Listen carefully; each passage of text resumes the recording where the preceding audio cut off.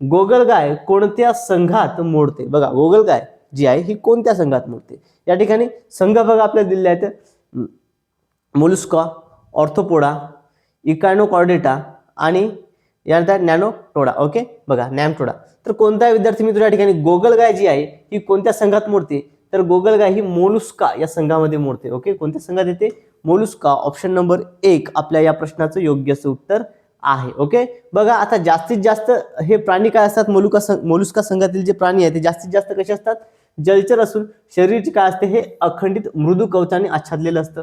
हे प्राणी त्रिस्तरी व द्विपार्श्व सममित असतात, परंतु पायाला हा प्राणी असममित आहे आणि याच्या शरीराचे 3 भाग पडतात. ओके, बघा आता संघ आणि प्राणी आपण या ठिकाणी अनुभवूया.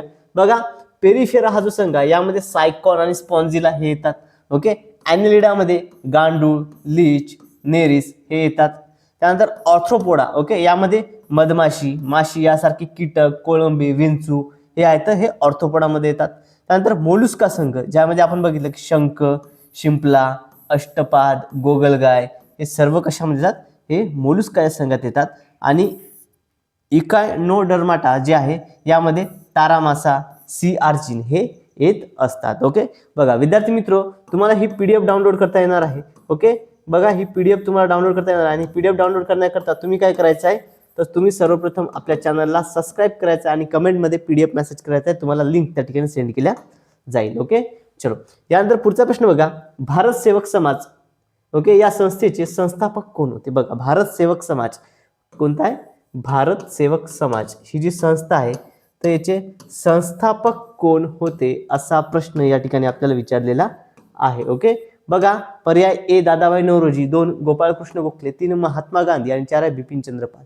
तर भारत सेवक समाजाची स्थापना जी आहे ही गोपाळकृष्ण गोखले यांनी केली होती. ऑप्शन नंबर 2 आपल्या या प्रश्नाचं योग्य असं उत्तर आहे. ओके, गोपाळकृष्ण गोखले हे राजकीय गुरु देखील होते महात्मा गांधीजी यांचे. बघा भारत सेवक समाजाची स्थापना कधी झाली? तर 12 जून 1905 मध्ये गोपाळकृष्ण गोखले यांनी स्थापन केले. आणि याचं ध्येय काय होतं? तर साम्राज्य अंतर्गत स्वराज्य देशबांधवाची जी उन्नती आहे ती करणे याकरता गोपाळकृष्ण गोखलेजी यांनी भारत सेवक समाज संघाची स्थापना केली होती. ओके, चलो